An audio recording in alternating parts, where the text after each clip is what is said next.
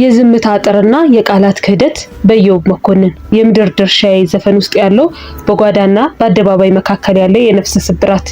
ይህ ዘፈን የሰው ልጅ ውስጥ ማንነት፣ የፍቅርን መስዋዕትነትና የክህደትን መራራነት የሚተርክ የስነ ልቦና ሰነድ ነው። ዘፋኙ ራሱ እንደ አንድ ሚስጥር ጠባቂ ወይም የገበና አጥር አድርጎ ሲስል፣ ተፈቃሪዋን ደግሞ በድንቁርናና በግዴለሽነት እንቅልፍ ውስጥ ያለች የራሷን ክብር በአደባባይ የምትበትን አድርጎ ያቀርባታል። ይህ ዘፈን በጓዳና በአደባባይ ምን መወራት ምን መደበቅ እንዳለበት የሚናገር የሚሞግት ነው። እዚህ ግጥም ውስጥ የምናየው ፍቅር እንጂ አደገኛ ባለቤትነት የተጠናወተው ነው። ስህተትሽ ስህተቴ ጓዳሽ ጓዳዬ የሚለው መስመር የሁለቱ ማንነት በማዋሃድ የግል ድንበርን ያጠፋል። ይህ ፍጹም ውህደት በአንድ በኩል ቅዱስ ቢመስልም በሌላ በኩል ግን የግለሰባዊነት ምት ይሰብራል፣ ያበስራል። ተራኪውን የእሷን ስህተት እንደራሱ አድርጎ መውሰዱ የራሱን ማንነት በእሷ ላይ መጫወቱን ያሳያል። እሷ ግን ይህንን ቅዱስ ውህደት እንደ ንዝናዜ ትቆጥረዋለች። ይህም በሁለቱ መካከል ያለውን የትርጉም ልዩነትና የፍልስፍና ግጭት በጉልህ ያሳያል። ተራኪው የሚሰቃየው እውነቱን በመያዙ ነው። አወራሽ የደበኩልሽ ስታሚ ሰሙ ስህተትሽ የሚለው መስመር እጅግ አሳዛኝ ጽሑፍ ጥበብ ነው። እሷ እሱን ለመጉዳት ብላ አደባባይ ወጥታ ስታማው ስታውቀው የራሷ ገመና ትዘረግፋለች። እሷ ጠላቷን ለማጥፋት የወሰደችው መሳሪያ ራሷን የሚጎዳ ሆኖ ተገኝቷል። ትልቁ ስቃይ ሌላው ሰው ሲከዳህ ሳይሆን የከዳህ ሰው ራሱን ሲያጠፋ እያየህ ምንም ማድረግ አለመቻል ነው። ለራሴ ሆነሽና ብሞክር ላነቃሽ ሲል እሷን እንደ በሽተኛ ወይም እንደ ደካማ ራሱን ደግሞ እንደ ፈዋሽ ወይም እንደ ጠባቂ ያስቀምጣል። ይህ በሽታ ዘል ቁርኝት ነው። የምድር ድርሻዬ አልሁን ብቻዬ በሚለው ቃል ተረጋግጧል። የሱ ህልውና የተመሰረተው የሷን ስህተት በመሸፈንና እሷን በማነቃቃት ላይ ነው። እሷ ስትሸሽበት ስታማው የሱ ዓለም መዋቅር ይናጋል። ምክንያቱም የሷ መጀመሪያ መጨረሻ እሷ ነችና። ግጥም ውስጥ ያለው ነዝናዛ የሚለው ቃል ጥልቅ የሆነ የኮሙኒኬሽን ስብራት ያሳያል። ሰው ምክርን እንደ ነዝናዛ የሚቆጥረው ምክሩ ከፍቅር ይልቅ ቁጥጥርን ሲላበስ ነው። ተራኪው ለበጎ ነገር ያስጨነቅኩሽ እኔ ይላል። ይህ ጭንቀት ግን ለሷ ነፃነት የሚሰጥ ሳይሆን በጠባብ የሞራል አጥር ውስጥ የሚዘረጋ ነው። እሷ ግን ይህንን አጥር ጥሳ ለመውጣት የምትሞክር በማማት ነው።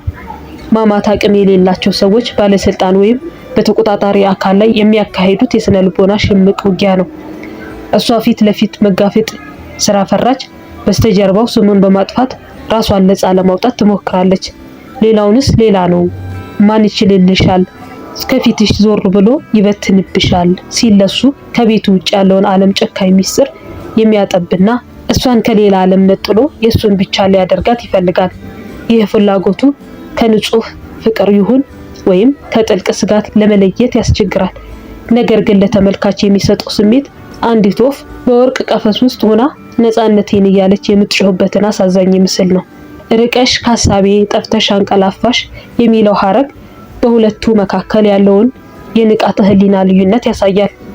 እሱ በሐሳብ ዓለም ውስጥ ሲኖር፣ እሷ ግን በእንዝላልነት ውስጥ ናት። አንዱ ሌሊቱን ሙሉ በጥበቃ ሲባንን፣ ሌላኛው ግን በጥበቃው ጥላ ስር ተኝቶ ይጠፋል። እሷ እንቀላፍታለች ሲል የሱ ህመም የሚመነጨው እሷን ከሷ ስህተት ለመታደግ ከሚከፍለው ዋጋ ነው። ይህ ደግሞ የብቸኝነት ጀግንነት ስሜት ይፈጥርበታል። መጀመሪያዬም መጨረሻዬም የሚለው ቃል ግንኙነቱን ከምድራዊ ፍቅር ወይም ሃይማኖታዊ ወይም መንፈሳዊ አምልኮ ከፍ ያደርጋል። ይህ አሳሳቢ ነው። አንድ ሰው መጀመሪያውና መጨረሻው አድርጎ መውሰድ ያ ሰው ሲከዳ ወይም ሲለይ የሚፈጥረው የነፍስ ስብራት ለህልውና አደገኛ ነው። እሷን ያጣ ቀን ራሱንም ያጣል። ስለዚህ ነው እሷን ለማቆየት እንዲህ የሚያቃትተው። የሱ ጭንቀት ለሷ ብቻ ሳይሆን እሷ ከሌለች ለሚጠፋው የራሱ ማንነት ጭምር ነው። የዘፈኑ ዋና መልእክት ያለው ስታሚ ሰሙ ስህተትሽን በሚለው መስመር ውስጥ ነው። እውነተኛ ፍቅር ገበናን ይሸፍናል። እውነተኛ ጥላቻ ግን ገበናን ያጋልጣል። እሷ እሱን ለመጥላት ስትሞክር የራሷን ገመና አጋለጠች። እሱ ግን እሷን ለመውደድ ሲል የራሱን ሰላም አጥቷል። ዘፋኙ ለሷ ገነት ይሆንላት ቢሞክርም እሷ ግን በቃላት ክህደትን ገሃነምን ፈጥራበታለች። በዚህ ዘፈን የሰውን ልጅ ውስብስብነት እንረዳለን።